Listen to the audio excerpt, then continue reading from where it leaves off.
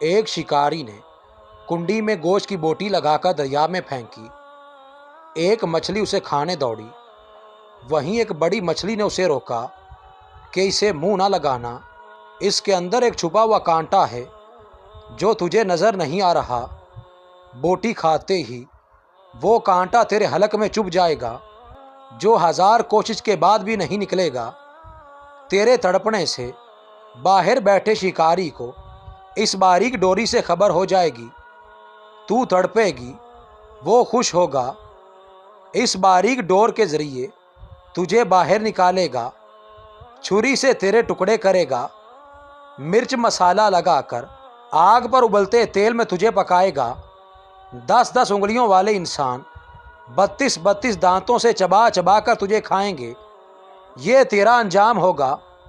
بڑی مچھلی یہ کہہ کر چلی گئی۔ چھوٹی مچھلی نے دریا میں ریسرچ شروع کر دی۔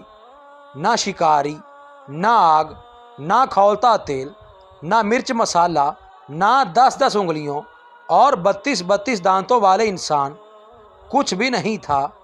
چھوٹی مچھلی کہنے لگی، یہ بڑی مچھلی ان پڑھ جاہل، پتھر کے زمانے کی باتیں کرنے والی، کوئی حقیقت نہیں اس کی باتوں میں نے خود ریسرچ کی ہے، اس کی بتائی ہوئی کسی بات میں بھی سچائی نہیں، میرا ذاتی مشاہدہ ہے۔ وہ ایسے ہی سنی سنائی نام نہاد غیب کی باتوں پر یقین کیے بیٹھی ہے۔ اس ماڈرن سائنسی دور میں بھی پرانے فرسودہ نظریات لیے بیٹھی ہے۔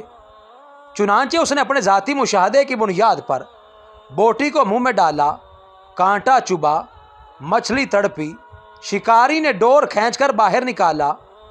آگے بڑی مچھلی کے بتائے ہوئے سارے حالات سامنے آ گئے۔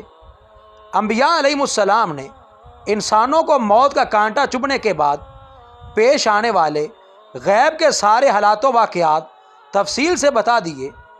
بڑی مچھلی کی طرح کے عقل مند انسانوں نے انبیاء کی باتوں کو مان کر زندگی گزارنی شروع کر دی۔ چھوٹی مچھلی والے نظریات رکھنے والے انبیاء کا رستہ چھوڑ کر اپنی ظاہری ریسرچ کے رستہ پر چل رہے۔ موت کا کانٹا چبھنے کے بعد سارے حالات سامنے آ جائیں گے۔